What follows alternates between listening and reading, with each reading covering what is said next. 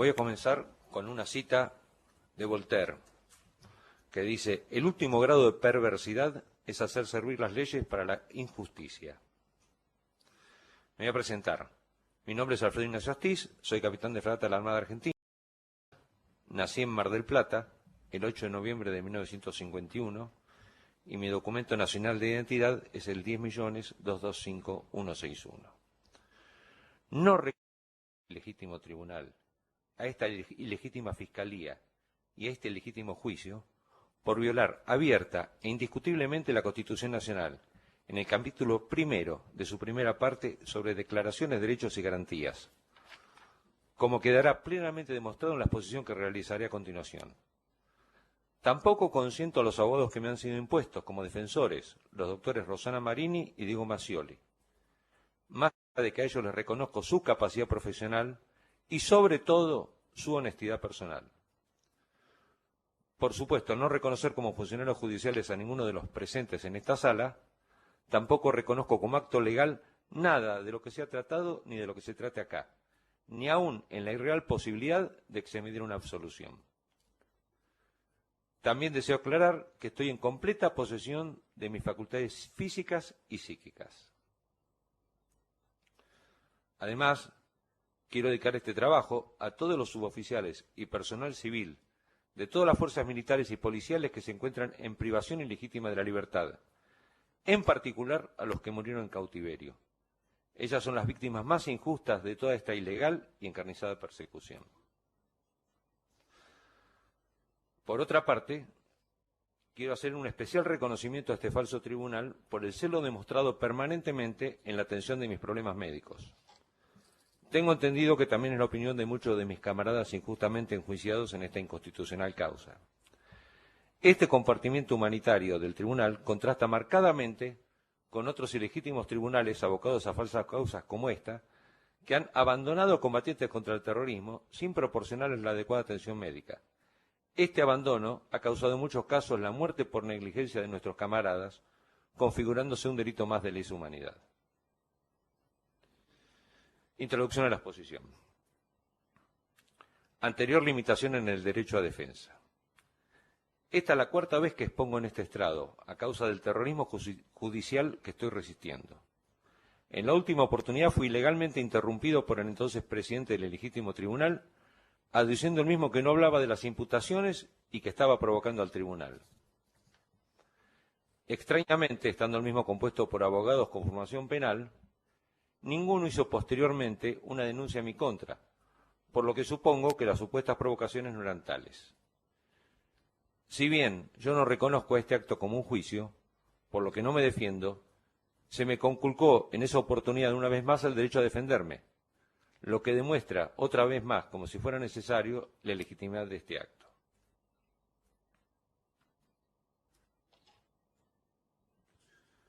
Nueva limitación en el derecho a defensa. Parecería que la historia se repite. Yo pensaba hablar por 15 horas. Una por cada uno de los años que llevo privado ilegítimamente de mi libertad. Pero, a pesar de los derechos morales que me asisten, me iba a restringir a pedir 5 horas. Una por cada uno de los años en que se desarrolló este falso juicio. Pero esto también me fue negado injustamente y por la fuerza, asignándoseme a esta mi cuarta exposición solo 40 minutos. Realmente no entiendo por qué el legítimo tribunal se encuentra ahora repentinamente apurado, después de tomarse sus miembros, durante los años que duró este ilegítimo juicio, numerosas vacaciones, algunas en el país y algunas en el extranjero, algunas autorizadas y algunas no autorizadas. Y ahora me impiden por la fuerza hablar nada más que 5 horas. Parece que al legítimo tribunal, aún es exiguo tiempo planeado, en comparación con la duración del falso juicio, le pareció demasiado.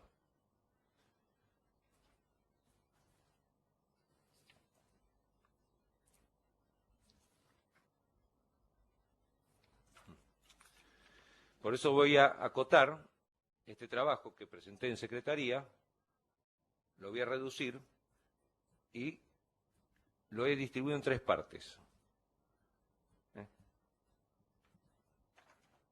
En la primera parte se describen los conceptos básicos de la guerra sin tiempos, y la real razón para implementar estos mal llamados juicios de lesa humanidad. En la segunda parte se describe someramente los artificios y arbitrariedades que usó la Corte de Justicia, usando una nunca precisada justicia universal para violar impunemente la Constitución Nacional cumpliendo con la voluntad del Ejecutivo. Esta parte la voy a reducir, yo creo que ustedes saben también como yo las ilegitimidades de esta causa, así que creo que la voy a pasar por arriba para en bien de la reducción de esta lectura. En la tercera parte se pronostican las posibles consecuencias que la guerra sin tiempos puede causar a nuestra patria, así como haré algunas reflexiones.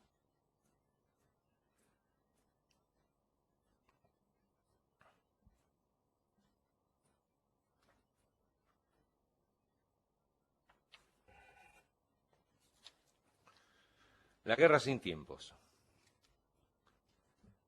La nación argentina sufrió una guerra iniciada por el terrorismo, con el apoyo de potencias extranjeras.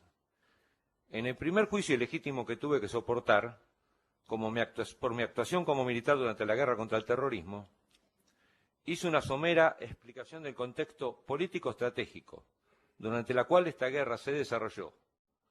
Pero me permito destacar algunas de las órdenes que recibimos los militares del poder político para enfrentarla. ¿Me puedes un poco de agua, por favor?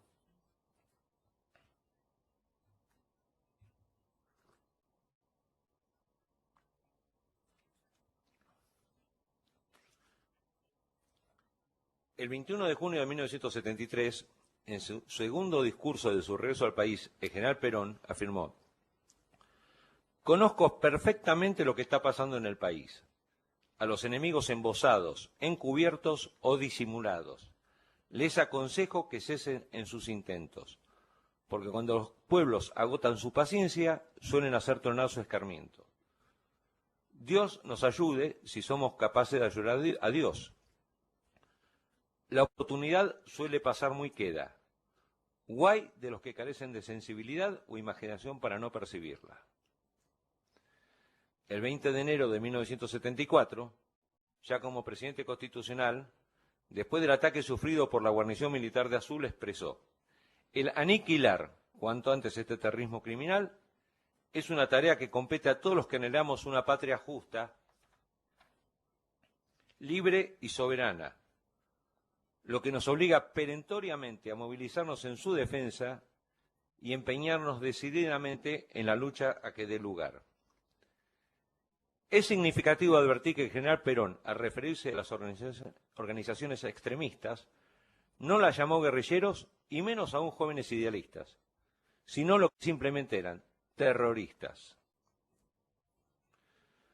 Como si el anterior mensaje no hubiera sido suficiente, el 22 de enero del mismo año dirigió un nuevo mensaje a los jefes, oficiales, suboficiales y soldados de la guarnición de Azul.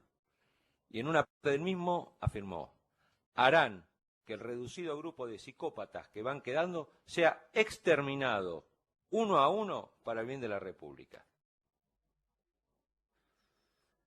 La presidenta Martín Estela Martínez de Perón, el 6 de septiembre del 75, con el referendo de sus ministros Garrido, Emery, Corbalán, Anclares, Rucauf y Arrigui, dictó el decreto número 2452, en el que se tipificaba la característica del accionar subversivo, sosteniendo que el país padece el flagelo de una actividad terrorista y subversiva, que no es un fenómeno exclusivamente argentino, que esa actitud subversiva constitucionalmente configura el delito de sedición, que no se trata de prescripciones o discriminaciones ideológicas, toda vez que nada justifica la asociación ilícita creada para la violencia y los hechos que la produzcan y la fomenten. Asimismo, el decreto señalaba: en tal situación se encontraba el grupo subversivo autodenominado Montoneros, sea que actúe bajo esa denominación o cualquier otra. Acá sigo con otras expresiones al respecto del presidente Luder, que tuvo que sancionar los decretos 2007-70, 71 y 72, en el cual subordinaba a las fuerzas de seguridad y policías provinciales al Poder Ejecutivo y ampliaba la misión de las Fuerzas Armadas a todo el territorio nacional, o sea, un estado de guerra.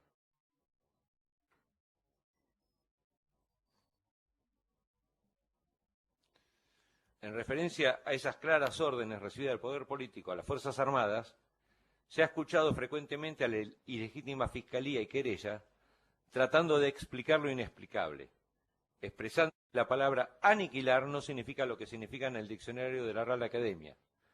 Más allá que en el ámbito militar tampoco tiene dobles acepciones. Significa reducir a la nada.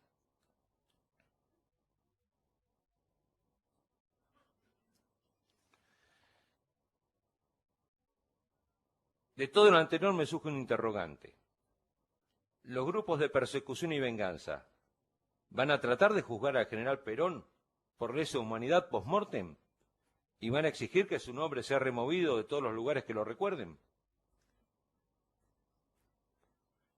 En definitiva, los militares y los policías, a las órdenes del poder político, tuvieron que combatir en una guerra para la cual no estaban preparados ni adiestrados. En esa guerra, el teatro de operaciones y los métodos fueron elegidos por el terrorismo. Las Fuerzas Armadas y de Seguridad no tuvieron más opción que responder en ese teatro y contrarrestar esos métodos, o perder la citada guerra. Finalmente, el terrorismo, después de ser derrotado en esa batalla, ahora exige explicaciones y que pidamos perdón. La hipocresía es el mundo del revés. Esta hipócrita situación me causaba que tuviera dificultad en encontrarle la pata y la cabeza al asunto, como se dice coloquialmente. Pero hace un tiempo, en una escuela de la capital federal, se proyectó un video que me iluminó sobre las insólitas circunstancias que estamos viviendo. En ese video se proyectaban hechos de la violencia terrorista de los 70 y cómo a las Fuerzas Armadas y de Seguridad un gobierno constitucional les había ordenado combatir al terrorismo. Inmediatamente se produjo la reacción de los sectores afines y o simpatizantes con el terrorismo, que como lloronas griegas aparentaban estar escandalizados de la proyección del audiovisual. Por supuesto, no importó que la proyección en cuestión se basara sobre hechos comprobados y no sobre opiniones, ya que en este momento en nuestro país existe el delito de opinión. Se debe agregar que, a pesar de todo, la responsable del hecho fue afortunada por haber sido solo suspendida, ya que de haber generado un hecho similar en los años 70 criticando el terrorismo, éste lo hubieran asesinado o enterrado en vida hasta su muerte en una tristemente célebre cárcel del pueblo, tal como fue sufrido por más de una de las víctimas del terrorismo.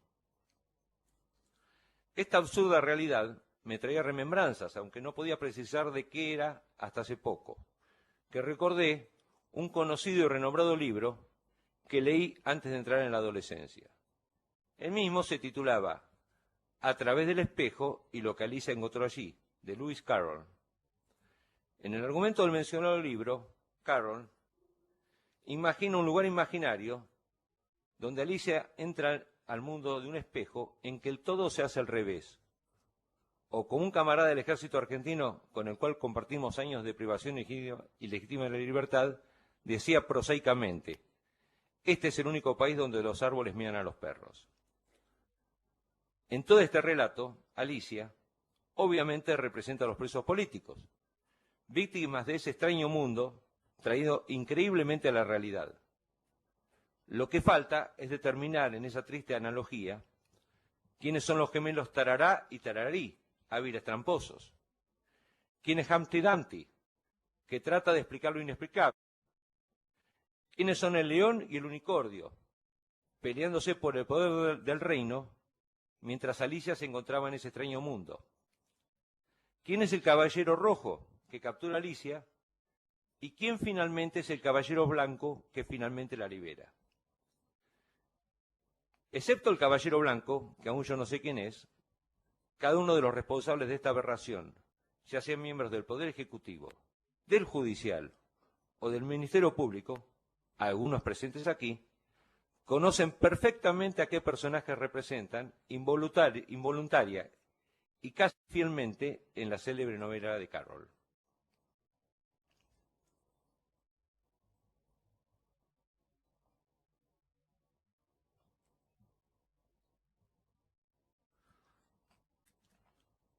Los tipos de guerra.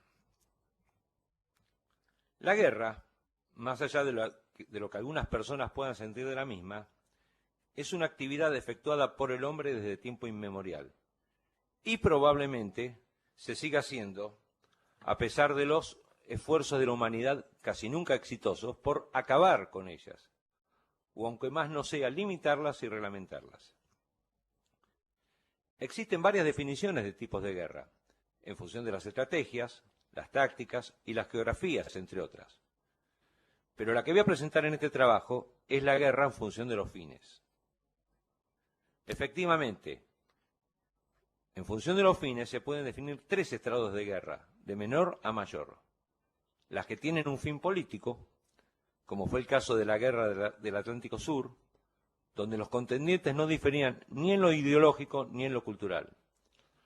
Las que tienen un fin ideológico, siendo un ejemplo en este caso la denominada Guerra Fría, y por último, las que tienen un fin cultural religioso, siendo un ejemplo de este caso el actual terrorismo originado en el Oriente Medio que está afectando a Europa, en menor medida a América del Norte, y provocó en nuestro país, en el pasado, los atentados terroristas a la Embajada de Israel y a la institución argentina AMIA en ese orden. En general, se puede afirmar que a medida que se van ascendiendo los estrados de la guerra, de político a ideológico, y de este a cultural religioso, se van diluyendo los límites de la misma, tanto en el aspecto temporal, haciéndose más permanentes en el tiempo, como en el humanitario, no reconociéndose las leyes de la guerra.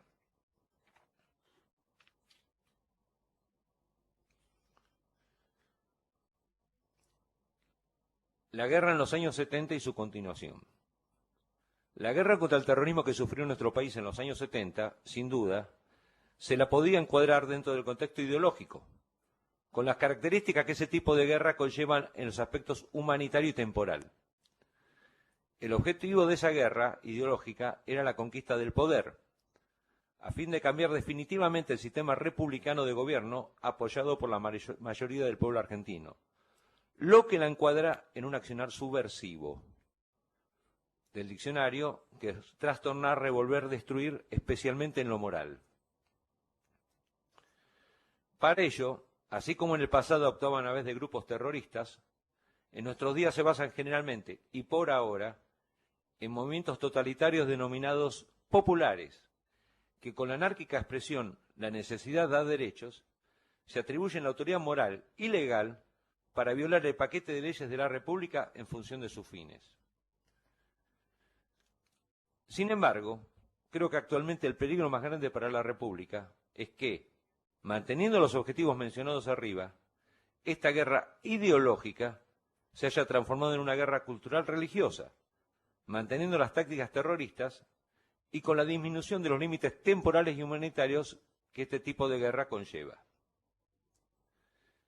Increíblemente, recién ahora, muchos de los sectores políticos de nuestro país, que no se cansaron de denostar a los uniformados como la causa de todos los males del país, se están dando cuenta de los perversos y permanentes fines de estos grupos totalitarios mencionados, aunque todavía se guardan de expresarlo públicamente, cohibidos por la evidente contradicción con sus declaraciones anteriores. La real razón para implementar estos ilegítimos juicios. Más allá de los sentimientos de venganza de los grupos terroristas mencionados y de las cuantiosas indemnizaciones recibidas, prácticamente sin control alguno, la real razón de estos juicios es destruir o quitarles capacidad de lucha a las Fuerzas Armadas, por ser estas el principal factor de la derrota que sufrieron en el pasado, a fin de continuar exitosamente con su guerra sin tiempos. El actual enemigo, compuesto en el anterior gobierno por personas influyentes sobre el Poder Ejecutivo, ha continuado la guerra iniciada en los 70. Este ataque en el pasado se efectuaba mediante acciones armadas, mientras que hoy se desarrolla a través del terrorismo judicial y de leyes que prácticamente limitan a las Fuerzas Armadas a ser unidades de desfile y que buscan la destrucción de la disciplina y del espíritu de lucha. De más está decir que sin esos valores ninguna institución armada tiene alguna posibilidad de cumplir los objetivos para los cuales fue creada. Este es el principal motivo, aún por sobre la venganza y las indemnizaciones, por el cual miles de uniformados y civiles que combatieron al terrorismo en los años 70 se encuentran privados ilegítimamente de su libertad. Enfrentados en estos ilegítimos juicios, verdaderos linchamientos ordenados por el anterior Poder Ejecutivo. Cualquier otra pretendida justificación, como la necesidad de hacer justicia, todos los presentes en esta sala saben que es una hipocresía, salvo que sean parte del enemigo que logró la privación ilegítima de la libertad de los aquí falsamente imputados. El presidente Kirchner, en todos los años de democracia, desde 1983 hasta su asunción como presidente, nunca expresó apoyo a los grupos de persecución y venganza, mal llamados de derechos humanos. Tal es así que no les permitió actuar en la provincia de Santa Cruz. Sin embargo, al acceder al Poder Nacional en el año 2003, Kirchner pensó como tantos otros que la ecuación había cambiado, que la subversión estaba derrotada y que podía neutralizar políticamente a esos pequeños y molestos grupos residuales, sirviéndoles en bandeja, como se dice habitualmente, a las Fuerzas Armadas. Con ello obtenía a cambio de esas organizaciones impunidad ante los hechos de corrupción de su gobierno. Al respecto se hizo famoso un comentario que el expresidente le hizo al exgobernador Puerta, explicándole las razones de su política. Los derechos humanos dan impunidad.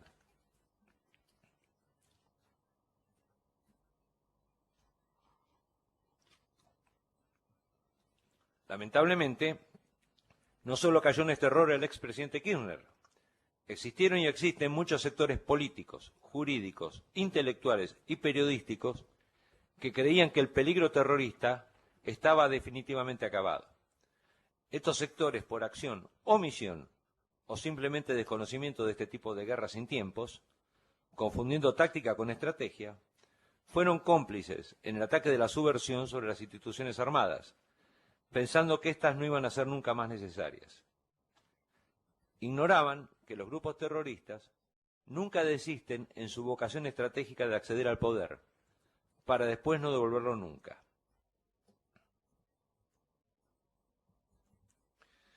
Ilegitimidad de estos juicios. Bueno, acá voy a referirse muy brevemente, todos ustedes conocen los motivos de legitimidad de estos juicios. Aparte, varios de los temas que escribí acá han sido muy bien desarrollados por el señor capitán Martínez Pizarro y el señor teniente Cavallo, así que voy a hacer algunas referencias muy sucintas a esta parte de mi trabajo.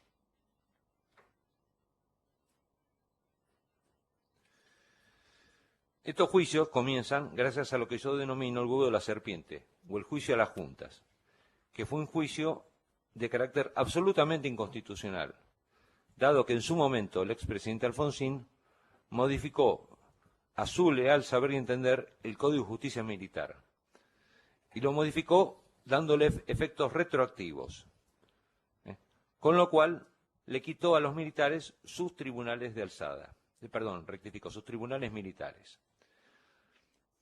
Usó varios recursos, uno que los militares se jugaban entre ellos.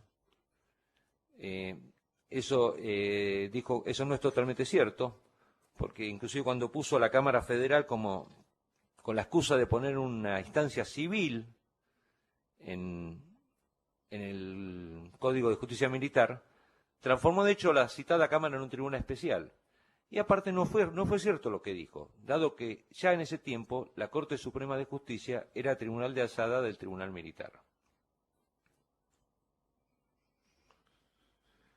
Ya el filósofo John Rawls, en su obra Teoría de la Justicia, afirmaba que hay que desechar la idea por la cual, invocando un interés superior, se puede sancionar una ley aplicable a hechos que ocurrieron cuando esa ley no existía. Eso fue lo que hizo el señor presidente Alfonsín en los juicios, de los denominados juicios a la Junta.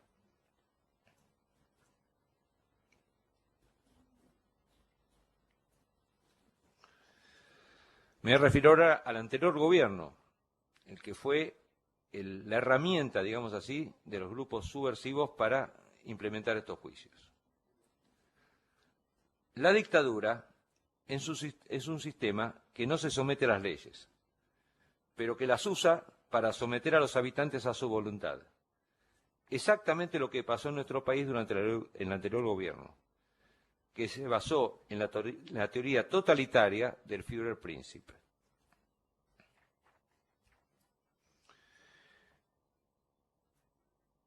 Al ciudadano, estos gobiernos, por supuesto, no se declaran dictaduras y enfatizan que cumplen rigurosamente la Constitución. Pero sabemos que no es cierto, ya que en el caso de nuestra patria, estas normas democráticas y republicanas están reflejadas en la Constitución Nacional, que se vulneró de forma repetida por un gobierno autodenominado engañosamente nacional y popular, ostentoso título para tratar de esconder lo que no era. La realidad es que estos falsos juicios se pudieron realizar debido a la presión del gobierno del expresidente Kirchner sobre la justicia, sobre todo sobre la Corte Suprema de Justicia, para encubrir sus propios actos de corrupción, los más grandes en la historia de la República. Los sectores de izquierda, que normalmente se consideran dueños excluyentes de los valores morales, decidieron silenciar cualquier crítica sobre la corrupción del gobierno. Esto se debió a que, más allá de recibir fabulosas indemnizaciones y sueldos creados por cargos para el fin de la ilegal persecución sobre los combatientes del terrorismo, consideraron a los juicios funcionales para continuar con su estrategia de la guerra sin tiempos.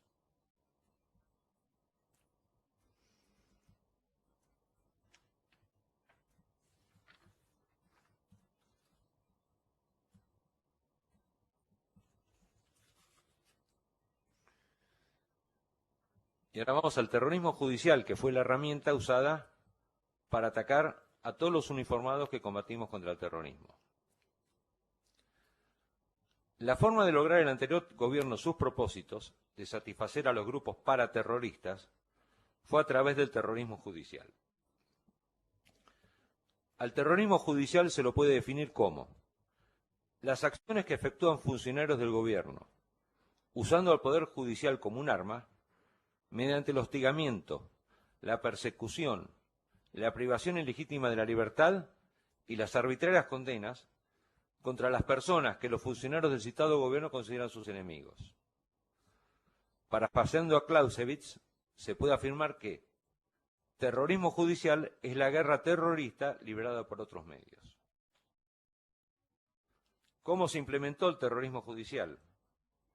El terrorismo judicial se implementó usando diferentes herramientas, como ser la obediencia indebida de los funcionarios judiciales, el uso tergiversado de la justicia universal para violar la Constitución Nacional y violando el derecho de los uniformados de ser juzgados por sus jueces naturales y las leyes vigentes en el momento de los supuestos hechos. El paso previo a la aplicación del terrorismo judicial fue a la República misma. Para cumplir esta importantísima tarea, es absolutamente necesario que la Corte sea independiente. Sin embargo, desde el retorno de la democracia en 1983, esa característica se ha cumplido muy circunstancialmente.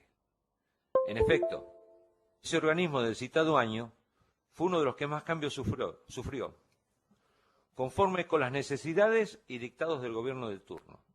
Tuvo 5 jueces, luego 9, después 7, luego 5, y así sucesivamente, por las vacantes que quedaron, poniendo cada gobierno a los hombres de su confianza, frecuentemente sin los méritos ni antecedentes personales para esa principalísima función.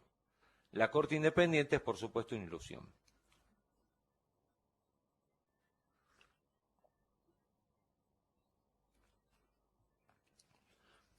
Al destituir ilegítimamente, como se iba a explicar seguidamente en la anterior Corte, el expresidente nombró una nueva Corte Suprema de Justicia, funcional a sus ambiciones, no importando que éstas fueran ilegales o ilegítimas, lo que le permitió gobernar de manera despótica, permitiendo y convalidando esta nueva Corte, entre algunas de las perversas intenciones del expresidente, la persecución de los uniformados que combatieron el terrorismo.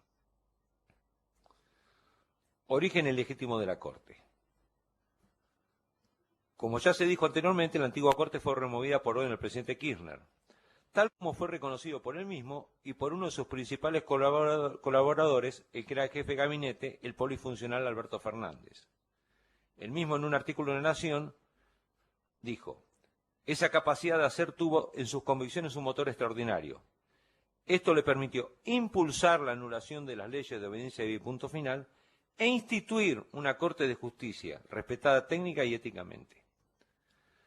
La primera víctima del expresidente fue Eduardo Molinero Connor, que se resistió a las órdenes del presidente de la Nación, se le hizo juicio político y el Senado lo destituyó en diciembre de 2004.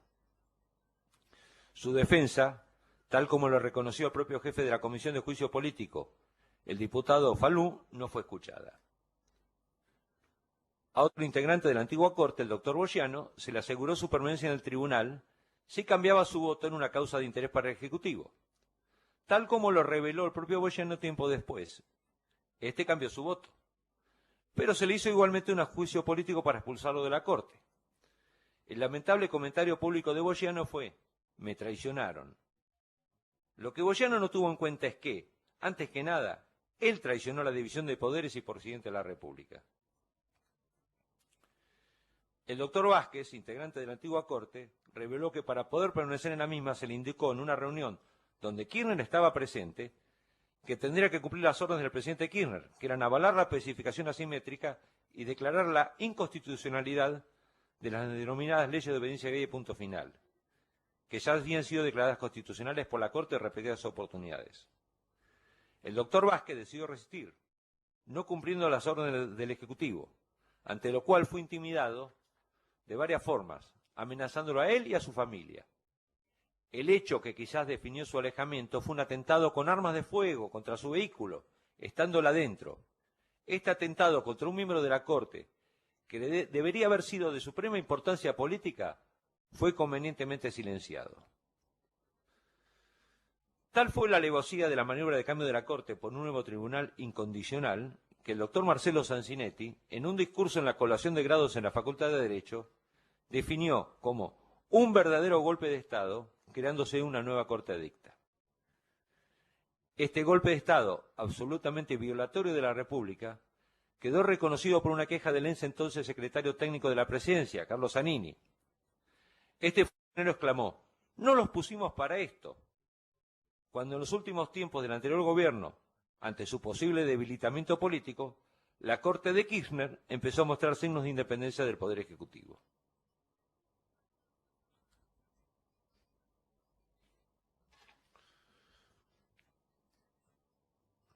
Obediencia indebida. A continuación se revisarán numerosos casos donde el Poder Judicial, encabezado por la Corte, es funcional a las espurias necesidades del Poder Ejecutivo, lo que configura un caso de obediencia obediencia indebida, que quede registrado. A esta se la puede definir como el cumplimiento de órdenes ilegales provenientes del Poder Ejecutivo por parte de funcionarios de otros poderes de la República, a pesar de estar estos poderes obligados a ser independientes por la Constitución Nacional.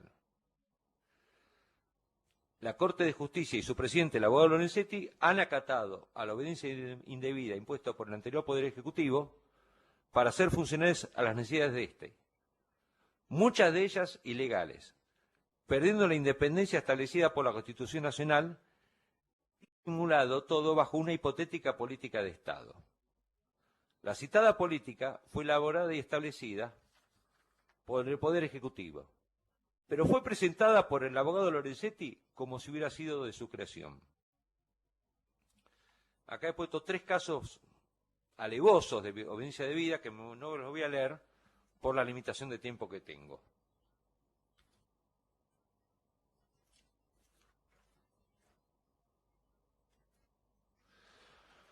Por todas estas causas que no he podido leer, casualmente estas causas demuestran por qué la actual Corte también ha perdido su denominación suprema al perder su independencia establecida por la Constitución Nacional.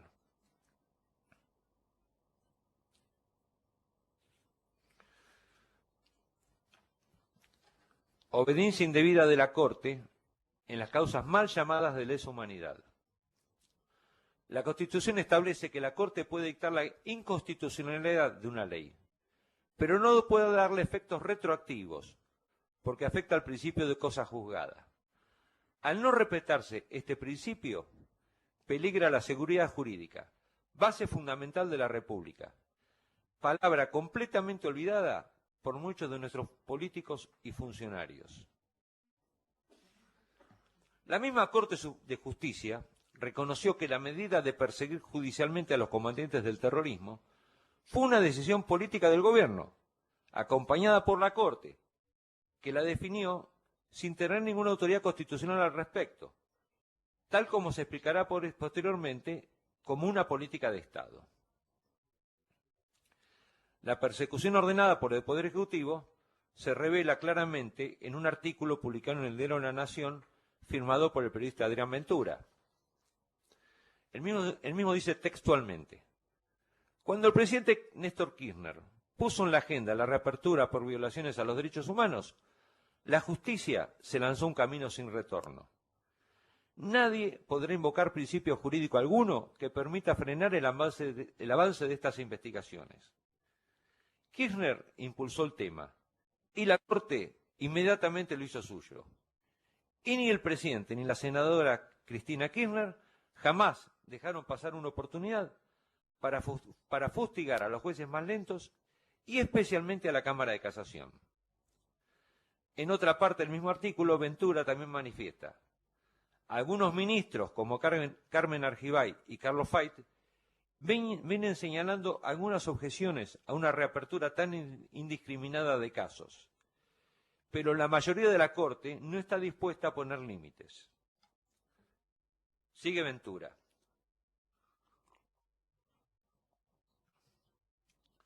Ni los sagrados principios de la irretroactividad de la ley penal, ni de cosa juzgada, han sido suficientes para obstaculizar el progreso de estos expedientes.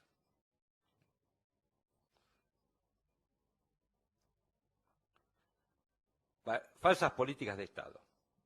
Para tratar de ocultar la obediencia debida al Poder Ejecutivo durante el desarrollo y el final de estos juicios, el abogado Lorenzetti trató de encubrir este contubernio bajo el pomposo título de política de Estado.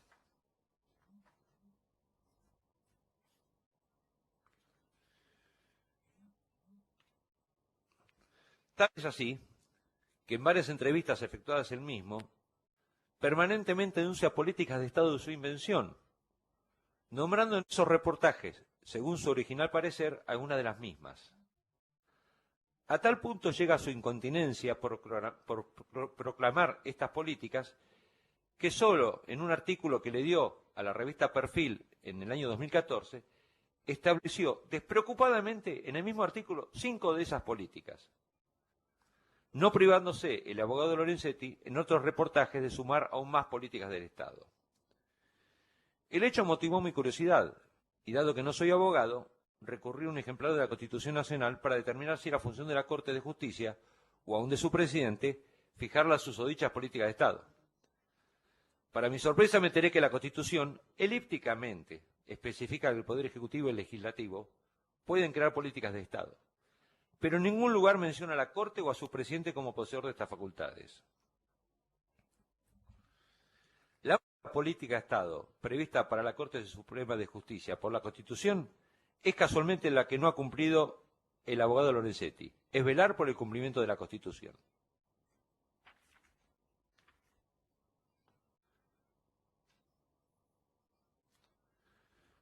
Bueno, acá me refiero al antiguo miembro de la Corte de Justicia, el abogado Zaffaroni.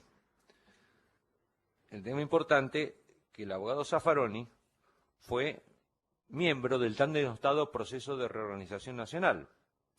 Fue juez en el mismo, o sea, de hecho votó por el proceso.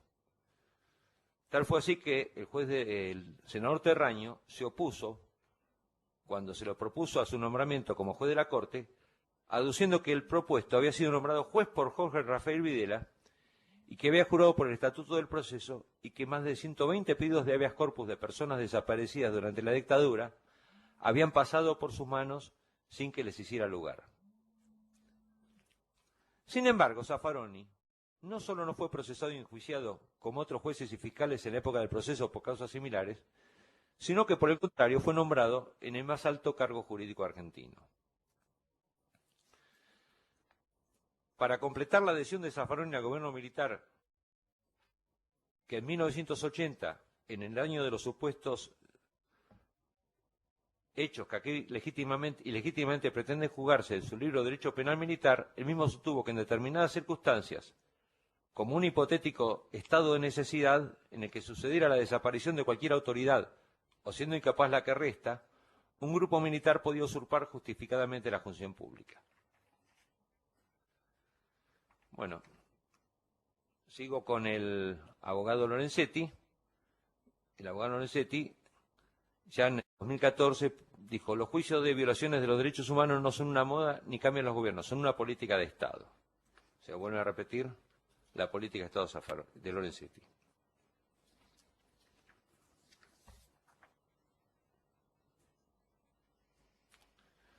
Pero Lorenzetti, en sus famosas políticas de Estado, en la UBA, presentó un libro de su autoría titulado Derechos Humanos, Justicia y Reparación, claramente tendencioso hasta en el citado título, donde manifestó un claro prejuzgamiento avalando estas ilegítimas causas denominadas de lesa humanidad. Anguita, el terrorista Anguita, que fue instigador responsable el 6 de septiembre de 73 del asalto al Comando de Sanidad, lo acompañó en la presentación a Zaffaroni. Hay que destacar que en esa operación murió el teniente coronel Ardoy, jefe del segundo jefe del regimiento de Patricios.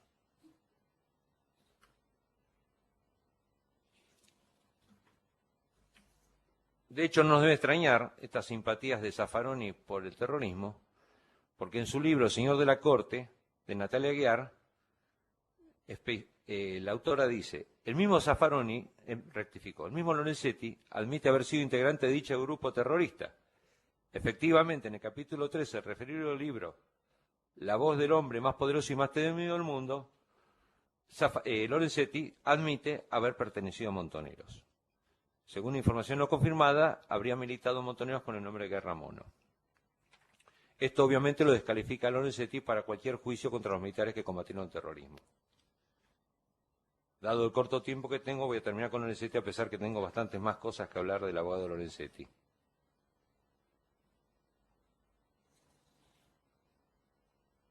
Aprovecho, señor, que ha sido recibido el escrito por usted presentado, se incorpora y queda a disposición de las partes que así lo soliciten. Por supuesto, lamentablemente no tengo toda la claridad que tengo, estoy tratando de hablar rápido y aparte estoy cortando muchas cosas, así que muchas cosas van a quedar pendientes. Voy a saltear la parte de la justicia universal, donde hablo de la asimetría en la justicia universal, cómo casualmente los países que se dicen rectores no la aceptan sobre ellos y tratan de imponerlas a nosotros, como el caso de Francia, caso de hipocresía bastante notable.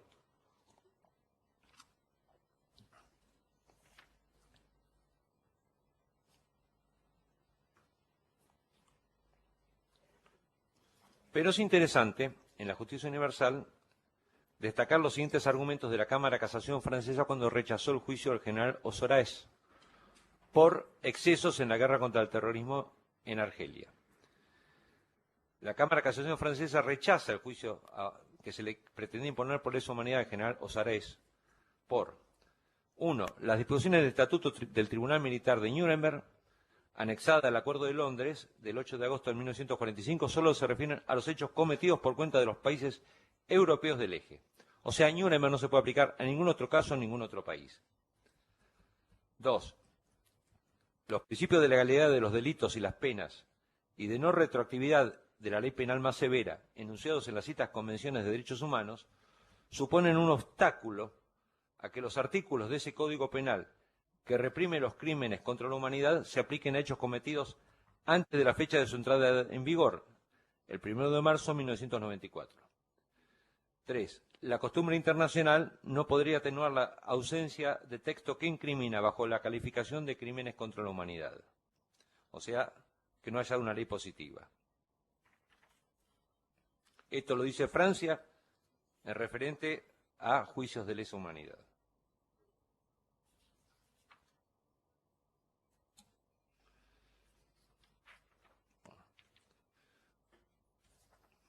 Inconstitucional inobservancia del Código de Justicia Militar.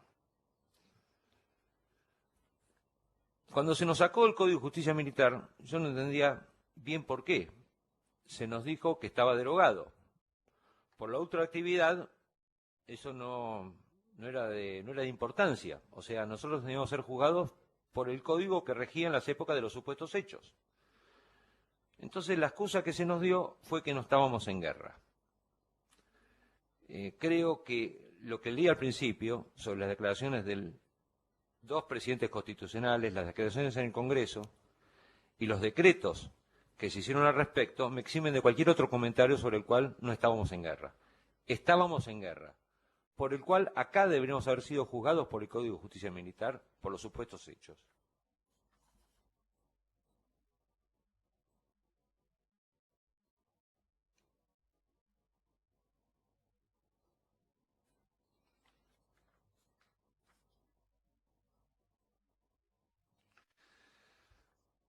Concepto sobre la obediencia debida.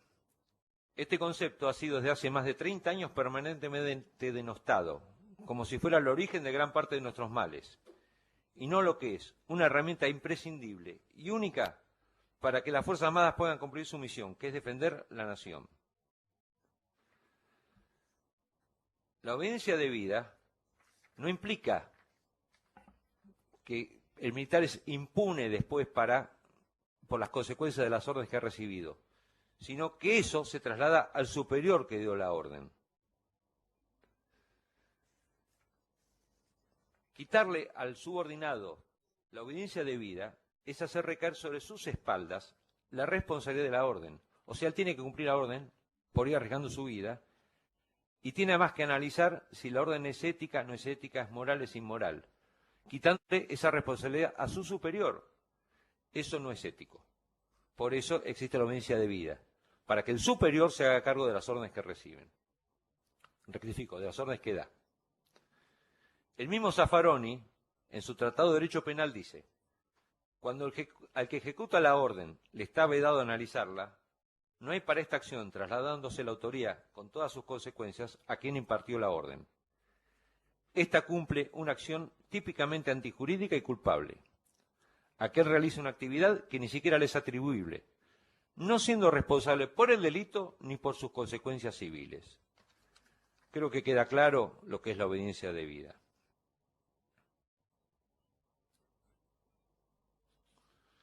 Dentro de este sistema militar de la obediencia debida, si había un cuerpo al cual se le exigía cumplir estrictamente las órdenes, era al de los suboficiales, que no tenían ninguna injerencia en la toma de decisiones del sistema, siendo por tal motivo que dicho sistema establecía que la responsabilidad de las decisiones tomadas caía exclusivamente en el cuerpo de oficiales y dentro de éste en el oficial de más alto grado que la había tomado. El haber sacado inconstitucionalmente el Código de Justicia Militar a los uniformados ha causado una flagrante injusticia sobre todos ellos, especialmente los suboficiales, que es atroz.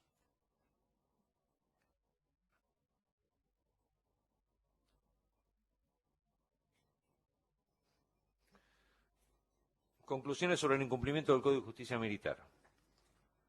Al ingresar en la Armada Argentina, una institución de la República contemplada en la Constitución Nacional, se me enseñó que en el cumplimiento de mis deberes me debía ceñir al Código de Justicia Militar. El citado código especificaba taxativamente que el no cumplimiento de una orden era un delito pasible de una pena grave, que en estado de guerra podía incluir la pena de muerte. En las épocas de los supuestos hechos por los que se me acusan, de acuerdo a la ley argentina vigente en el momento, seguía en vigor el Código de Justicia Militar, encontrándonos en un estado de guerra. Sin embargo, actualmente, a consecuencia de haber cumplido las órdenes que se me impartieron en esos tiempos, de acuerdo, como ya dije, con el Código de Justicia Militar, se me pretende juzgar por el Código Penal. Al día de hoy sigo sin entender por qué yo, siendo militar, tenía que quebrantar las leyes vigentes en ese momento que me obligaban a defender a mi patria, configurando esa desobediencia, según dichas leyes, un acto de traición a la patria, que podía penarse con la pena de muerte, dado el estado de guerra en que se encontraba la nación en esas épocas.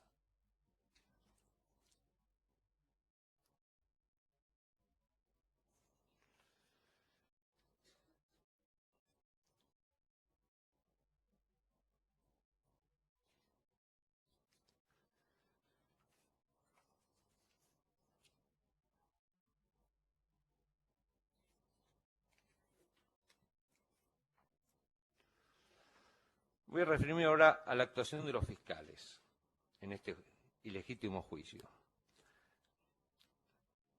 Empiezo con un comentario del fiscal del sudafricano Richard Goldstein, donde dice que fue el respetado primer fiscal del Tribunal Penal Internacional para la ex Yugoslavia.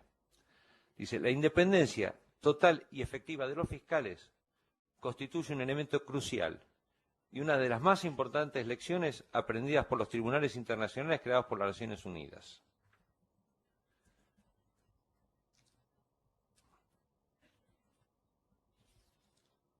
Ignorando estos conceptos, el ilegítimo fiscal de instrucción, Tayano, ignoró su deber de velar por el cumplimiento de la ley, al impulsar inconstitucionalmente las causas por supuestos hechos ocurridos en la Escuela de Mecánica de la Armada, cuando los supuestos responsables de las mismas habían sido sobreseídos, ignorando la cosa juzgada. Al empezar el falso juicio, la anterior y legítima fiscal Mina Goransky, que también participó en ese carácter en la falsa causa denominada ESMA 1, se sintió superada al recibir la orden de no leer la acusación, como está taxativamente establecido en el Código Procesal Penal, con lo cual renunció a continuar esta ilegítima causa. Es asombroso que, aún para la abogada Goransky, que se encuentra en las antípodas de mi pensamiento, esta irregularidad era imposible de aceptar.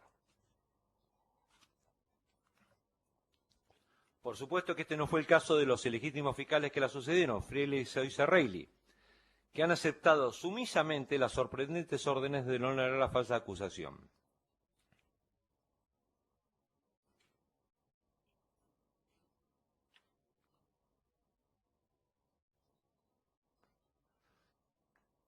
Debo reconocer que el comportamiento de los ilegítimos fiscales de este falso juicio nunca ha dejado de sorprenderme.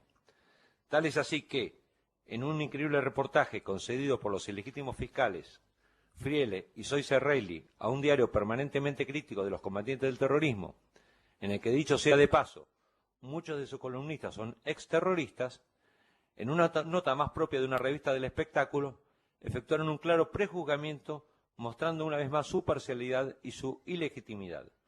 Obviamente el ilegítimo tribunal, participando de este espectáculo, no hizo lugar a la recusación pedida por uno de mis camaradas. Tal fue el mendaz desempeño de la legítima fiscalía que la defensora que me fue impuesta, la doctora Marini, los acusó de actuar con mala fe procesal. Para corroborar esa acusación, la doctora Marini dio una explicación detallada donde la legítima fiscalía había pretendido usar prueba no incorporada, o sea, actuando de mala fe, como acertadamente dijo la doctora Marini.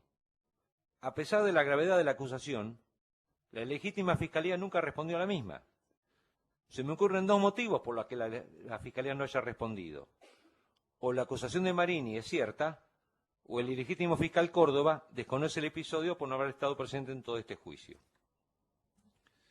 Lamentablemente voy a saltear la parte de los testigos necesarios, donde habla la creación del testigo necesario, la escuela de testigos necesarios que ya habló el teniente Cavallo. Acá voy a hacer un acápite.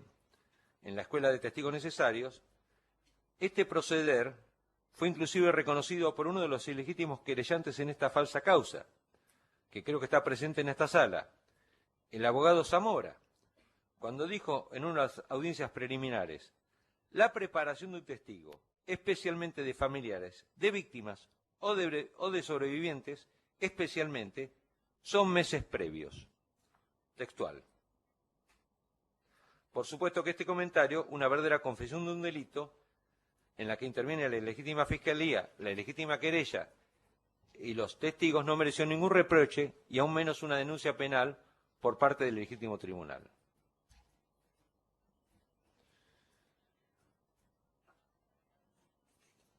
A lo que el testigo necesario es un eufemismo para ocultar a un falso testigo, al cual le comprenden las generales de la ley. Por supuesto que comparto la opinión de mi camarada, el teniente Cavallo, que a medida que pasa el tiempo, los testigos necesarios cada vez tienen más memoria, en un fenómeno naturalmente irreal.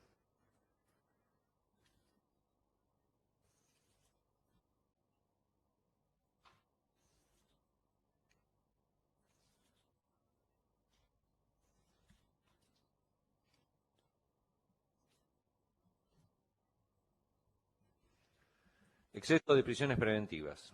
Esto es parte del terrorismo judicial. Según el Grupo de Trabajo sobre la Detención Arbitraria de la Organización de las Naciones Unidas, una prisión preventiva es arbitraria cuando es basada en la gravedad del delito y no en las circunstancias personales de la persona sospechosa, particularmente el riesgo de fuga o de que pueda las pruebas o el buen desahogo del proceso penal. Por supuesto que, mientras la justicia, acatando la justicia universal, pone en libertad a asesinos y violadores, prorroga ad infinitum las prisiones de militares involucrados en estas falsas causas. Se debe asimismo subrayar que muchos de esos militares, falsamente imputados, tienen más de 70 años, llegando en numerosos casos a los 80 años. A consecuencia de este criminal acto de la justicia, un real delito de lesa humanidad, hasta ahora han fallecido aproximadamente 420 combatientes del terrorismo en cautiverio, de los cuales 80 muertes ocurrieron en el actual gobierno.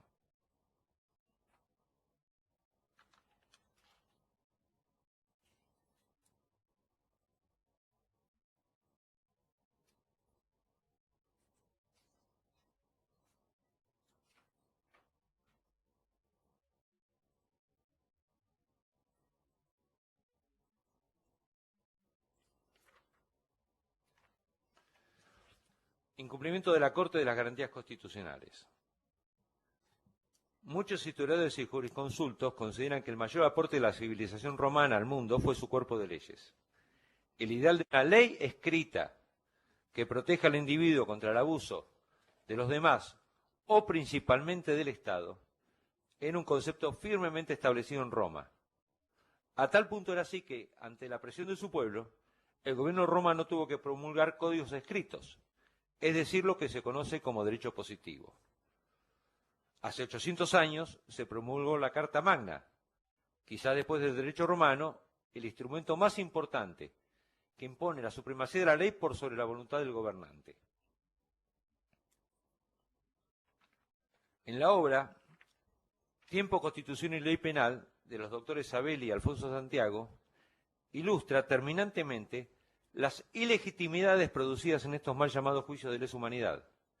En el capítulo 1 de la misma se puede leer: hace más de 150 años que nuestros padres constitucionales erigieron un sistema de garantías para limitar el poder punitivo estatal y protegernos así de sus posibles desbordes.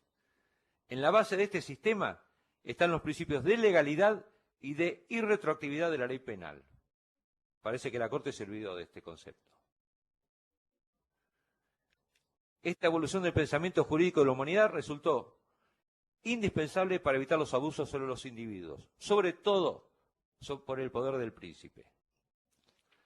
Este importante concepto pasaría al artículo 18 de nuestra Constitución Nacional, verdadero escudo protector de la libertad individual, hoy groseramente violada en estos ilegítimos juicios mal llamados de lesa humanidad.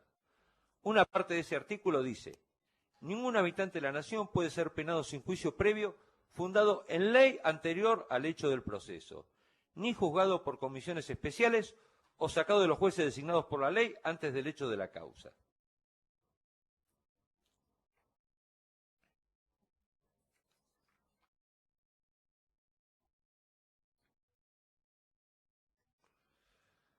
Pero no fue el único principio indiscutible violado por la Corte para justificar el enjuiciamiento de los uniformados.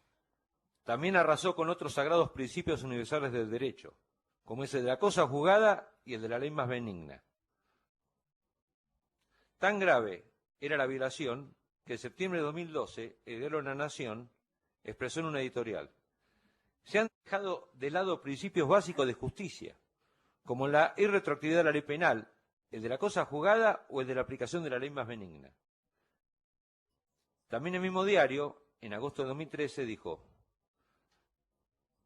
hablando del proceso de pacificación que se encontraba en práctica en nuestro país, que este fue interrumpido y un gobierno que hizo de los extremos ideológicos y de la confrontación un instrumento de creación de poder revirtió aquellas medidas.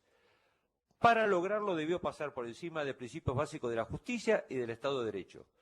Se anularon leyes sancionadas constitucionalmente por el Congreso, se violentaron los principios de cosa juzgada, irretroactividad de la ley y aplicación de la cosa juzgada.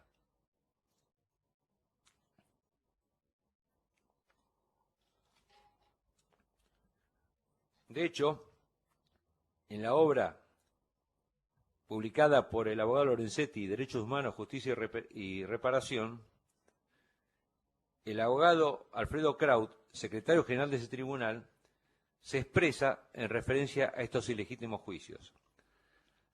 La piedra angular de esta nueva etapa en el concepto de delito de lesa humanidad, que ha permitido atravesar institutos jurídicos tradicionales, como la prescripción, la amnistía o el indulto, incompatiblemente o no tanto, al mostrar su conveniente ubicuidad en diferentes circunstancias, en este trabajo ha confesado el presidente de la Corte su flagrante parcialidad y prevaricato.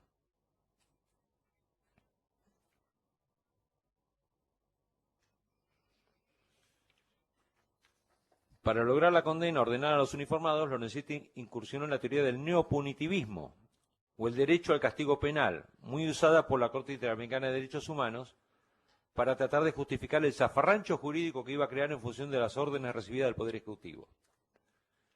Al neopunitivismo, el jurisconsulto Pastor lo define como una corriente político-criminal que se caracteriza por la renovada creencia mesiánica de que el poder punitivo puede y debe llegar a todos los rincones de la vida social, hasta el punto de confundir por completo, como se verá más abajo, la protección civil y el amparo constitucional con el derecho penal mismo.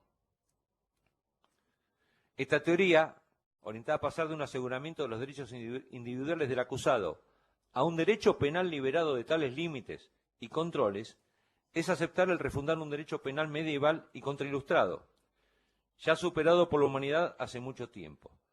Por eso, en materia penal se puede decir que la jurisprudencia actual de la Corte Interamericana de Derechos Humanos atrasa unos 200 años. El hito en que se produjo tal desbarajuste es el fallo de la Corte Suprema Arancibia Clavel y su proyección inmediata en la causa Simón, donde se declaró que el delito de asociación ilícita es un delito de lesa humanidad y es imprescriptible, aun cuando la fecha que se cometió no rigiera ninguna norma que así lo dispusiese.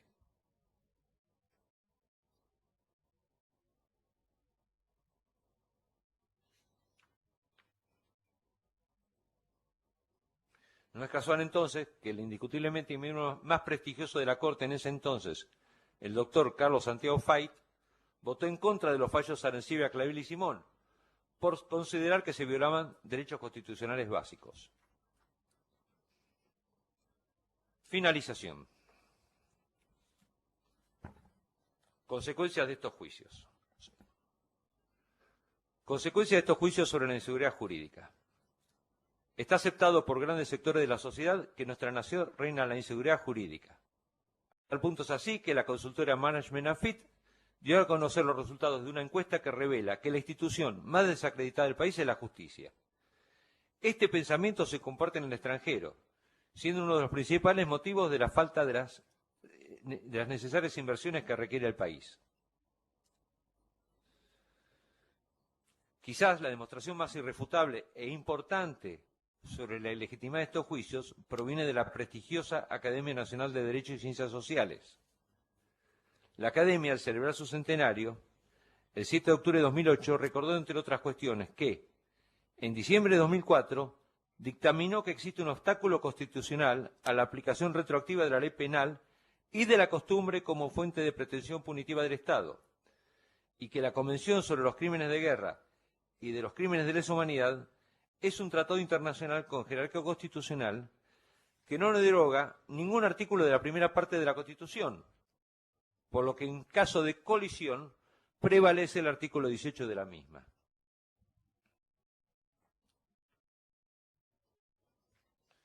En tiempo constitucional y ley penal, Sabel y Santiago afirman: la aparición en el siglo XX de las categorías de los delitos de lesa humanidad y la pretensión de aplicar retroactivamente su imprescriptibilidad ha puesto en crisis el sistema de garantías de la Constitución, o por lo menos la forma en que la Corte Suprema Argentina ha aplicado retroactivamente esa imprescriptibilidad, ha minado el edificio de las garantías constitucionales. Sus efectos quizás no se vean en el corto plazo, pero incidirán inevitablemente en el futuro del respeto a las libertades en el proceso penal y al ensanchamiento del poder punitivo estatal.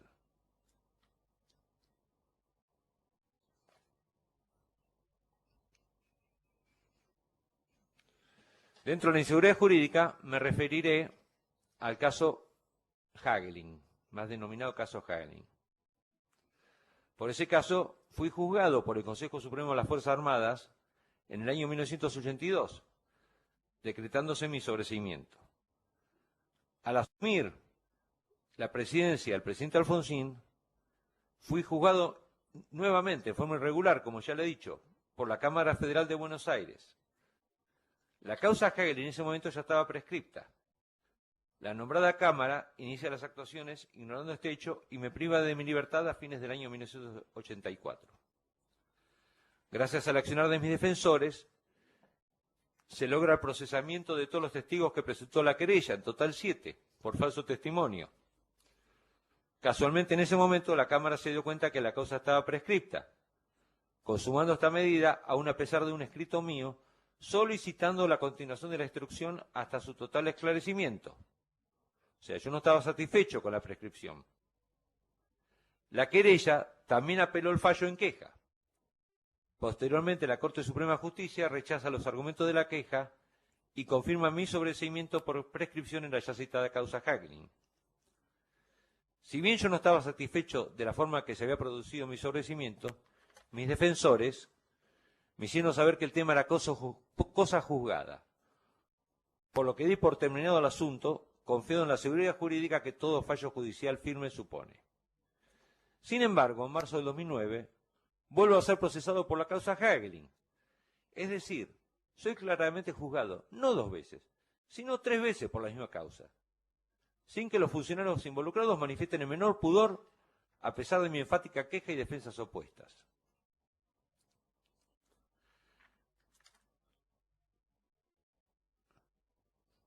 La falta de acusación fue continuada por el querellante Zamora y por la Fiscalía, siendo respondidas ambas acusaciones por la doctora Marini.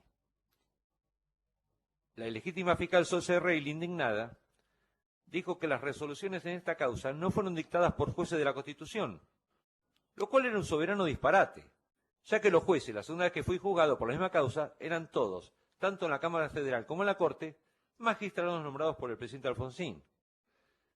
Quizás Sol Reilly se confundió demostrando la ligereza con que estudió la causa por la primera con que fui juzgado constitucionalmente por el Consejo Supremo de las Fuerzas Armadas en el año 82. Pero para confundir aún más la situación, me pregunto si intencionalmente, pareció que el ilegítimo fiscal Córdoba sí consideraba que fueron los jueces de la Constitución los que me juzgaron por segunda vez. Pero ahora, según el mismo Córdoba, el problema era que la Corte no entró a resolver el fondo del asunto. La Corte sí resolvió el rechazo queja a fojas 1795-98 del 25 de febrero de 1988 y sí trató el fondo del asunto y para esto se deben ver los considerandos 6, 7 y 8. La Corte dijo que los agravios fundados en la Convención sobre imprescriptibilidad de los crímenes de guerra y los delitos de lesa humanidad resultan inoperantes por carecer de apoyo legal, habida cuenta de que la República Argentina no prestó su adhesión a aquella ni tampoco la ratificó. Y respecto de los agravios de nulidad, dijo la Corte que el impugnante no expone ni demuestra ante esta Corte los motivos de tal nulidad, ya que el Ministerio Público Fiscal de aquella época no logró demostrar los agravios, y por eso la Corte rechazó la queja interpuesta. Siendo bien pensados, no entiendo el proceso de razonamiento de la legítima Fiscalía en el caso Hagelin. Pienso que hubiera sido bueno para la claridad de esta, ya enmarañada causa, que la legítima Fiscalía primero se hubiera puesto de acuerdo consigo misma.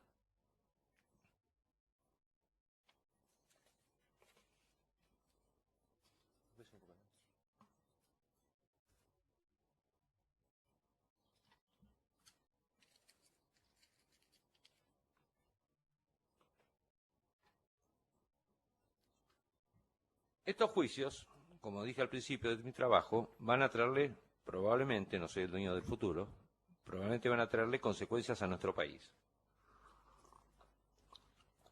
Muchas de ellas no agradables. He acá hecho un resumen de las consecuencias.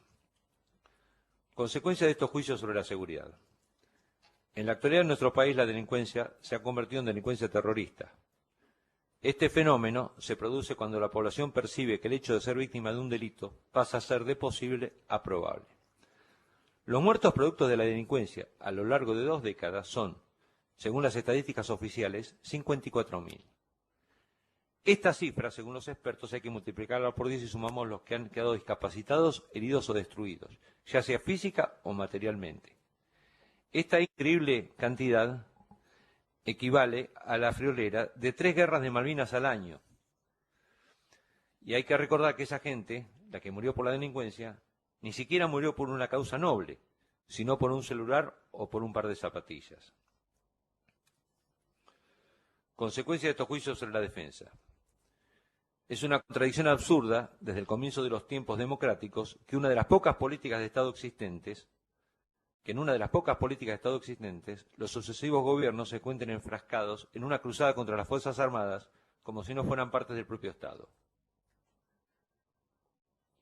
Cualquier uniformado sabía que al asumir un nuevo gobierno, si éste declaraba que venía a cerrar la brecha entre las Fuerzas Armadas y la sociedad, el mensaje subliminal era: vamos a continuar con la persecución. De hecho, los uniformados nunca se sintieron separados de la sociedad, pero sí de la clase política que los agravió frecuentemente para ocultar sus necesidades espurias. Esta persecución sobre los uniformados, que por haber cumplido sus órdenes han defendido a la patria, le puede traer a nuestra nación graves consecuencias.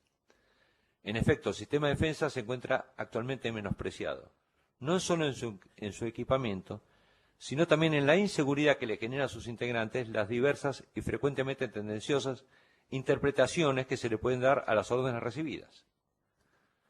Un ejemplo muy interesante fue la presentación del pliego de ascenso a teniente general de Ricardo Cundom.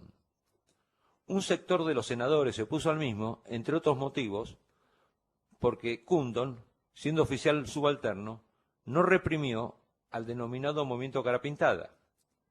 Sin embargo, bajo las pautas legales ya existentes en ese momento, esa orden podría haber sido calificada como orden ilegal, por corresponderle a la represión de un tema de seguridad interior a las fuerzas policiales, y Cundom podría haber sido procesado en consecuencia. Esta es una demostración más de la ambigüedad existente al ser los uniformados más modernos los que deben asumir la responsabilidad de decidir si una orden es legal o ilegal, responsabilidad que antes caían en el civil o militar que había impuesto la orden, lo cual indudablemente es más ético. Profundizando en el tema Cundom, si en el futuro un gobierno le da una orden ilegal a las Fuerzas Armadas, ¿qué pasaría? Si las Fuerzas Armadas no la cumplen y el partido en el gobierno mantiene el poder, los procesan por no cumplir una orden. Por el contrario, si cumplen la orden y la oposición asume el poder, los procesan por cumplirla. O sea, el futuro de los militares está atado al partido político que conquiste el poder. Esto se llama simplemente introducir la política en las Fuerzas Armadas, lo que los políticos siempre declaran públicamente oponerse.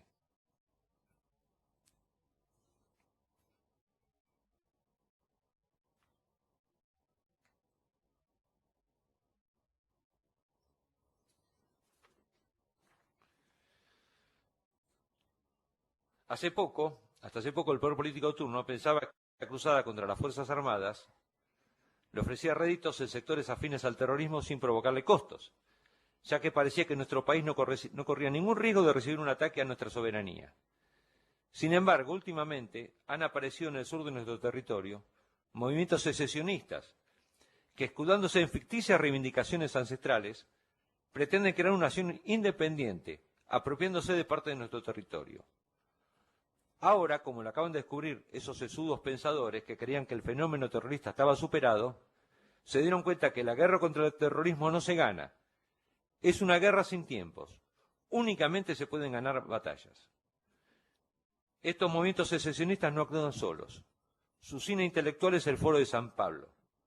No se puede olvidar que este foro permanentemente reivindica los movimientos terroristas ocurridos en Sudamérica en los años 70.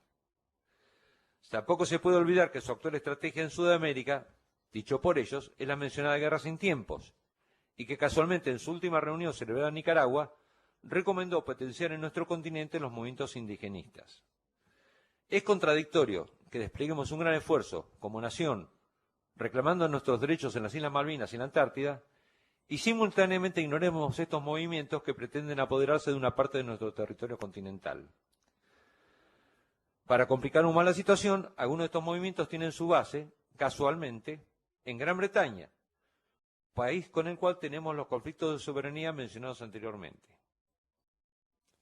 Ahora la clase política, para tratar de tapar los errores que cometieron en el pasado en la política de defensa, persiguiendo las instituciones armadas de nuestro país, errores puestos en evidencia por los movimientos separatistas mencionados, está tratando de disimular su negligencia y egocentrismo, minimizando el riesgo de esos movimientos. Solo como ejemplo, en los últimos graves hechos causados por esos movimientos secesionistas en la provincia de Chubut, el principal problema de debate de los políticos en los principales medios nacionales no era cuál era el movimiento ni cuáles eran sus objetivos. El principal problema para los políticos de nuestro país era si un gendarme tenía una piedra en la mano o no.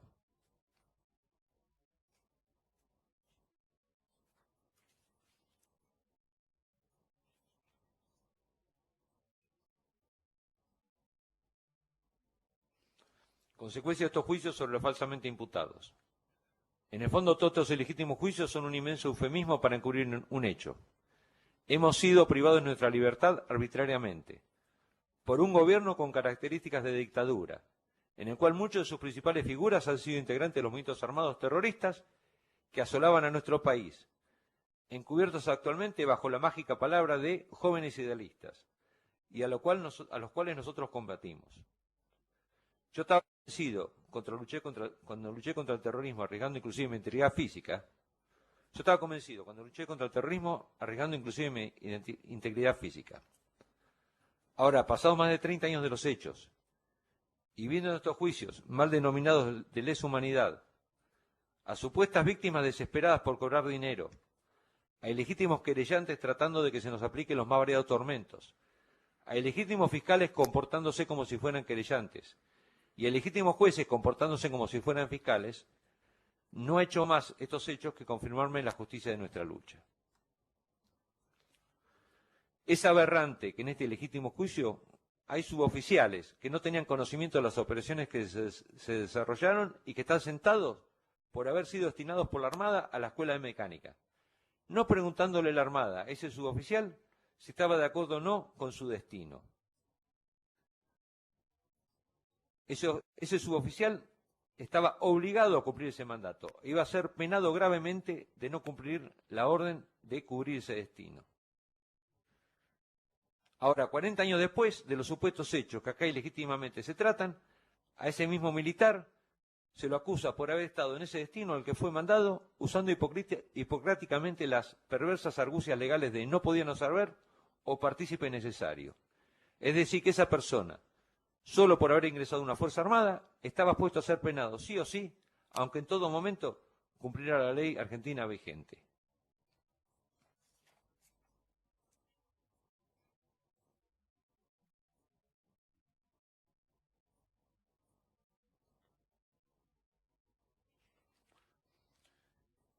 Que ya termino, esta es la parte final. Reflexiones y paradojas finales.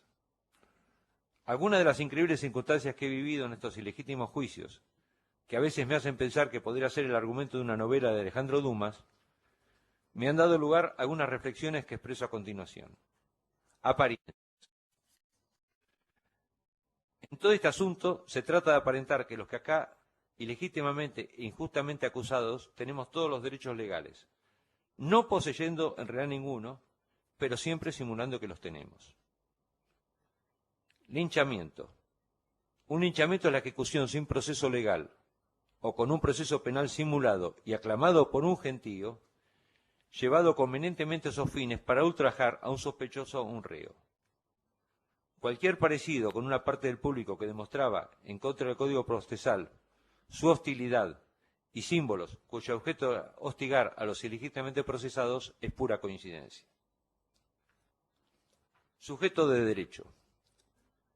Todos estos años de persecución judicial, a través del terrorismo judicial ya definido anteriormente, hicieron que aprendiera algo de derecho penal, aunque por el método del absurdo.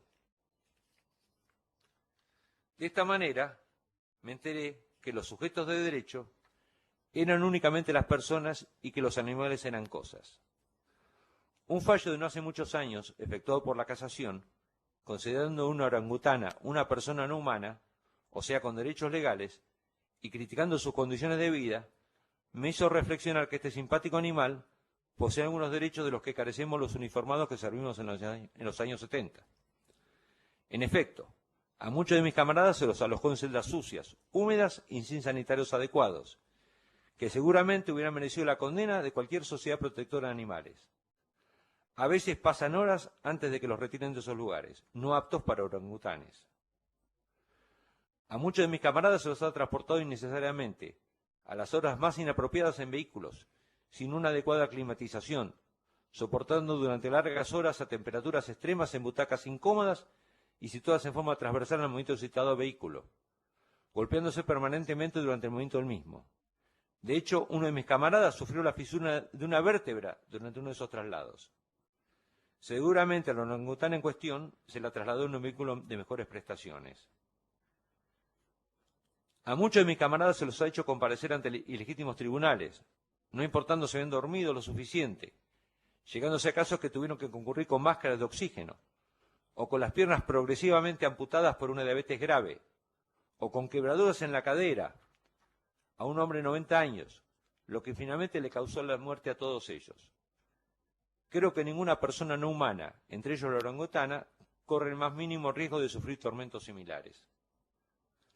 Es de destacar que el insólito habeas corpus fue producido por la Casación, la misma que bajo manto de la lesa humanidad violó con los uniformados la Constitución y las leyes, aún las más humanas, como las de mandar a los ancianos de más de 70 años a sus casas.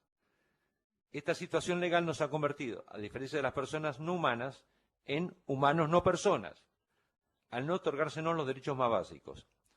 Es por ello que solicito a este legítimo tribunal me asigne al menos la condición de persona no humana, igual que la orangutana. Los muertos que le causó el terrorismo a la nación argentina tienen todos nombre y apellido, a diferencia de los terroristas abatidos, que figuran en un muro donde hay más espacios en blanco que en nombres. Siempre he respetado a una persona que ha muerto por sus ideales, aunque estos estuvieran equivocados en esos ideales, incluyendo mi pensamiento a los terroristas. De lo que sí estoy seguro es que más allá de los ideales equivocados por los cuales ellos pelearon, no estaban los mismos enriquecerse inmoralmente y estarían asqueados del aprovechamiento pecuniario que usufructúa un grupo de personas aprovechándose de sus nombres con la sola intención de enriquecerse a costa del pueblo argentino.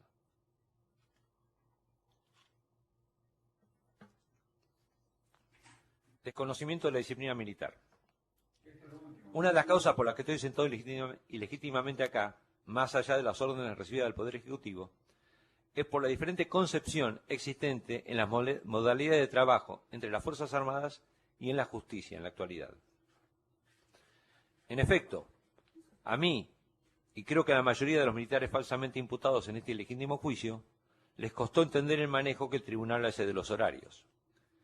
El legítimo juicio realmente no empieza a la hora programada, sino a la que les es cómoda en ese momento al legítimo tribunal, así como los cuartos intermedios se hacían a cualquier hora y raramente se cumplían los plazos por los cuales se establecían los mismos, mostrando, al menos para mis ojos, una completa falta de organización, así como una desconsideración hacia el resto de los presentes. Parecería que al no haber ningún órgano superior que controle esas irregularidades, ustedes se sienten autónomos para manejar los tiempos de las personas de acuerdo a su exclusiva conveniencia.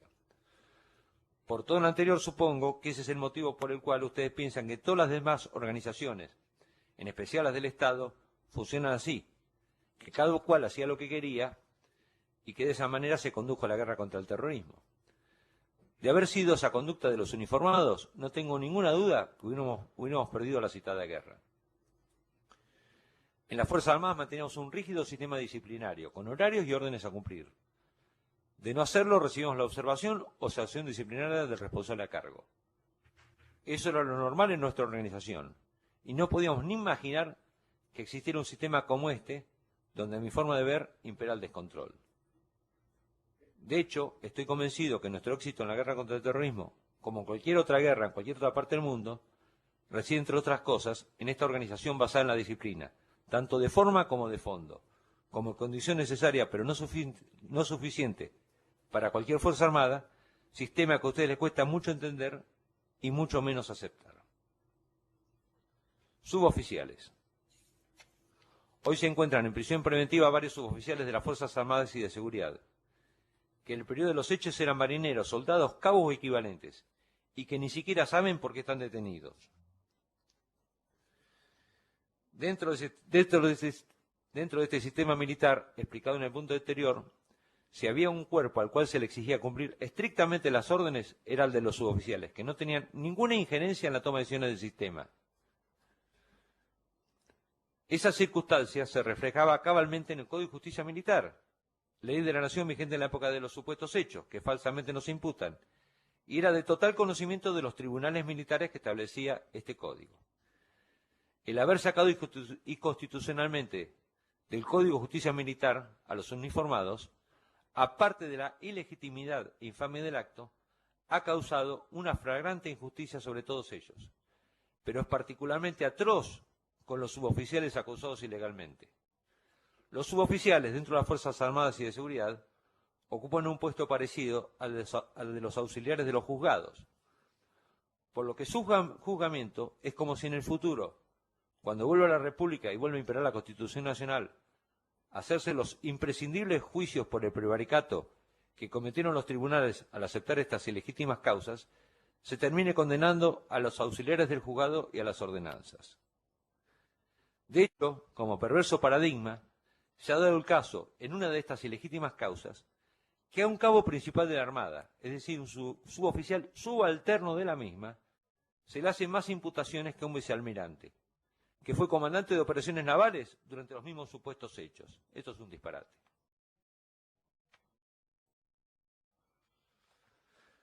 La ridiculez, la inmoralidad y la desmesura del hecho me eximen de más comentarios sobre esta situación. La ilegítima condena. Por todo lo expuesto y demostrado es que no reconozco a este tribunal ninguna capacidad punitiva hacia mi persona, ni aun en el hipotético y casi imposible caso que me dictara la absolución. Todos estos años durante los cuales se sostuvo este falso juicio fue una inmensa puesta en escena para tratar de justificar las falsas condenas que vamos a recibir. Última etapa del ya reconocido terrorismo judicial. Me encuentro preparado para recibir otra ilegítima condena, que va a ser como otra condecoración similar a la que recibí en el ilegítimo juicio anterior, la que luzco con orgullo en mi pecho.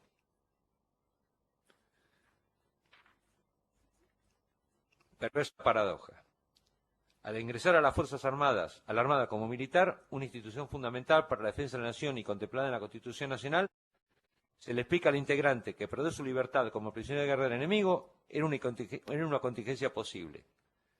También se le enseñaba que en el cumplimiento de sus deberes se debía seguir al Código de Justicia Militar, que era el que estaba vigente en la época de los supuestos hechos por los que actualmente lo acusan. El citado código taxativamente especificaba que el no cumplimiento de una orden era un delito grave, pasible de una grave sanción. Sin embargo, posteriormente se pretende jugar por el Código Penal a consecuencia de haber cumplido las órdenes que se le impartieron esas causas. Es decir, el militar, hiciera lo que hiciera, estaba destinado a quedar privado de su libertad, siempre en nombre de la justicia, hecho que éticamente es inmoral.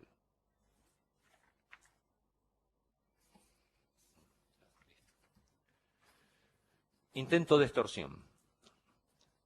En los últimos años se han publicado en diferentes periódicos artículos escritos por personas que, con llamativa coincidencia, se nos criticaban los militares por no dar explicaciones sobre la guerra contra el terrorismo, y se nos instaba a hacerlo o a pedir perdón. Esa autoincriminación o pedido perdón podría también hacernos acreedores a unos supuestos beneficios que íbamos a recibir en la disminución del tiempo que íbamos a estar privados ilegítimamente de nuestra libertad. Algunas de esas personas eran extremistas, que describían generalidades del accionar del terrorismo, en los que, demostrando personalmente su alto sentido de la moral, casualmente y disimuladamente se autoexcluían. Mientras tanto, nos exigían que nosotros habláramos o escribamos de temas particulares, y como ya dije, sin olvidarnos de autoincriminarnos y de humillarnos. ¿Por qué los terroristas no explican, por ejemplo, el asesinato de Rucci, el de las hijas de Viola y Lamborghini o el de Larrabure? En el fondo, esos terroristas y sus cómplices no están interesados en escuchar nuestras explicaciones sobre la guerra, porque ellos también las conocen. Solo quieren que falsamente nos inculpemos en delitos siniestros, para después decirnos que eso no es suficiente, pero que sirvió para confirmar cuán perversos y despreciables somos. Creo que se muestran desesperados por obtener nuestra autoincriminación antes de que ellos puedan pensar sea demasiado tarde. En realidad, esta humillación es exigida por la ideología izquierdista, a pesar de no ser cumplida por sus mismos seguidores, ya que esta ideología busca permanentemente la degradación pública del individuo para anularlo y priorizar lo que ellos denominan el colectivo.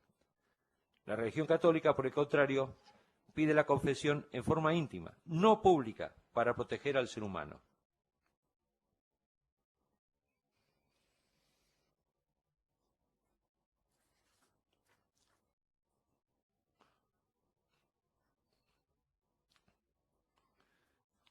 La explicación de las órdenes y responsabilidades en la guerra contra el terrorismo, no el pedir perdón, también autoexcluyéndose, por supuesto, como lo hizo un mediático y despreciado general, es una tarea de las cúpulas de la época.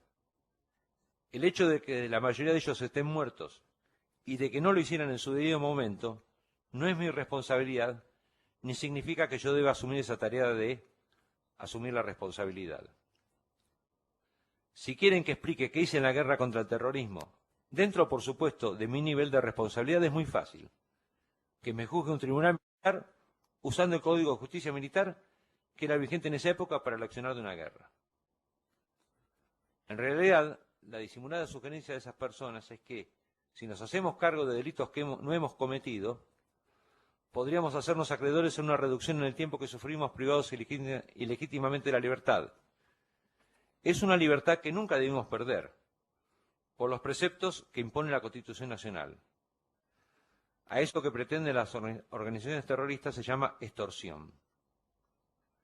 Además, lo más importante de todo es que nunca voy a pedir perdón por defender a mi patria.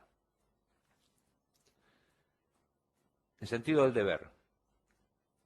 Permanentemente he tratado, a través de exposiciones, de denunciar las irregularidades cometidas en estos ilegítimos juicios que he sufrido, revelando las numerosas atrocidades cometidas a la Constitución Nacional en perjuicio de los combatientes del terrorismo, para el beneplácito y sobre todo para el beneficio material de los partidarios del citado terrorismo, hecho que me repugna. Muchas veces me he preguntado si las mencionadas exposiciones no tienen el mismo efecto que harán en el mar, pero se debe hacer lo que se tiene que hacer, dejando de lado las consecuencias nulas o inclusive negativas sobre el denunciante.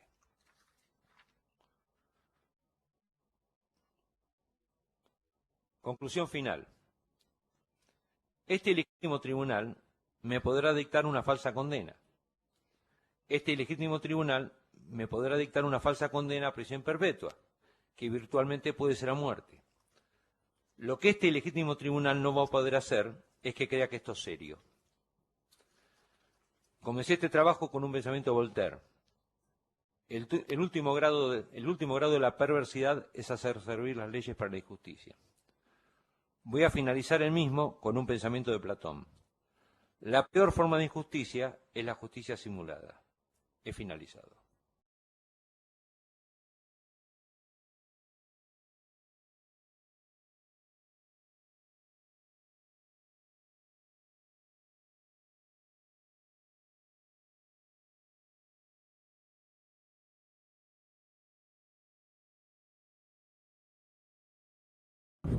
Y lo escuchamos, señor.